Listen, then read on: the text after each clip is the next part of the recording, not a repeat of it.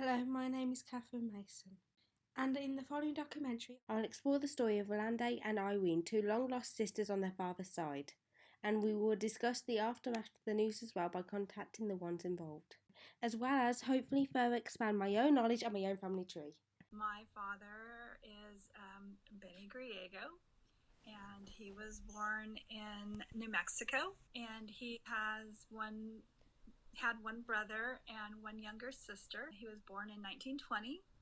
This year he would have been 100 years old if he was still alive. He joined the Army Air Corps for the United States in 1940, and so he was shipped over to England in World War II to support the Air Corps, and he met a lady, and her name was Alice. I guess they fell in love.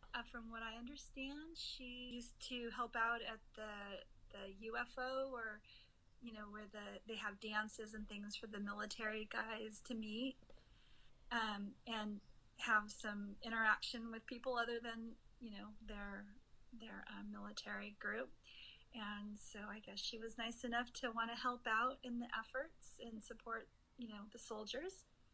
And I guess they met and fell in love and they had a baby, which is my sister Irene. She was born, I believe, in 1944. I guess after the war they came back to the States. I think that was 1946. All I know is, I've learned that I have a brother, Michael, that was born in 1948. And my aunt had mentioned, when she had kind of like reminded me, I guess, I don't know, but she had told me, your father had two children after the war. And I kind of went, what? I don't really remember too much about hearing a lot about that. And she had told me, well, look it up. And I kind of said, wow, I guess I can look it up. I'm not really sure where to even start, because that's all she told me was that my father had had two children. So I said, okay. I went home after the party and started to decide I wanted to look it up. So I had uncovered all this in one night, using an ancestry website, and I put in my dad's last name, which was Griego, which in England was very unusual, and the only one, just about. And that's where I had found the marriage certificate with Alice. And then I went, okay, well, maybe they had kids. Let me see what shows up under kids. And that's where I found Irene Griego. And after I found Irene Griego, I thought, okay, well, she had to have gotten married. So then under that, I found Irene Bayless. And from there, I'm like, oh my goodness, I found my sister's name. This is incredible. And then I'm like, how do I ever figure out how to get a hold of her or find out if she's still alive? Because I was born in 1966. So she was quite a bit older, and, who knows what had happened, because, my dad never had any contact with them after probably 1950 that I know of. So I figured, okay, Facebook. Almost everybody's on Facebook, right? Maybe she has a Facebook account. Or somebody in England with the last name Griego has a Facebook account. So when I put in Irene Bayless, I came up with 3 hits, and they were all in the UK. And the first one I looked at, she was about the right age, but she was really blonde. And I'm like, oh, I don't know. And let me look at the other 2. Looked at the next one, and she just didn't look right. And then I looked at the third one, and I saw my sister. I saw my dad. I mean, it was like a lightning bolt. There was no way that this Irene Bayless couldn't be my sister, because she looks so much like my father. And so I went through the names of her friends, and lo and behold, there were Griegos in there. So I was in heaven. It was like I went and running. My husband had already gone to bed, and I'm like, oh my goodness, I found my she hadn't been on Facebook much. No. There hadn't been a lot of entries or anything, and so I went to the next Griego that had recently posted, which was Rebecca, and I, didn't know what to say. It's like, how do you say we might be related? So I sent her a message and I said, are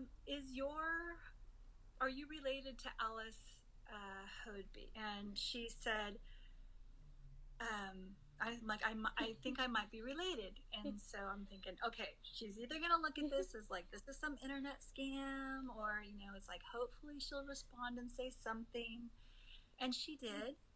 And then so through that chat the next day, she told me that her father was Michael. And I'm like, okay, well, I think he's my half brother. And she gave him that information, and I gave them my FaceTime information. And the next day, I was FaceTiming with my brother. He looked so much like my dad, and obviously he had a really cute English accent, but the just in looking at him, and his mannerisms and things, just you just know. And it was great because there was never any question of, oh, we don't believe this, or prove it or anything. It was just total love and acceptance from the beginning. It was on my 70th birthday. I was 70 that year. But I did know I had, when I was a child, I did know I had a brother named Bobby when I was about 6. My mum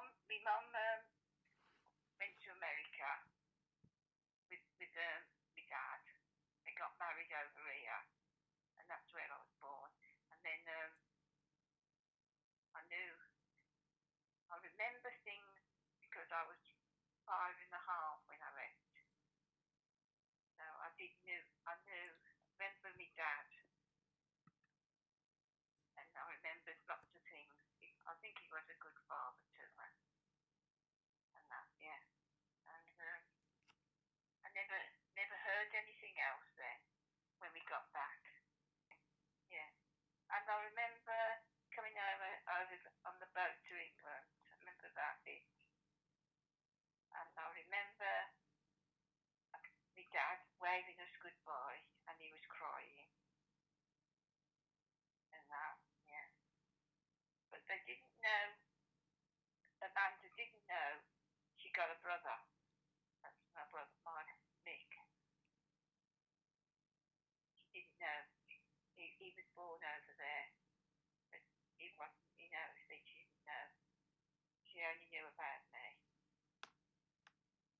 and his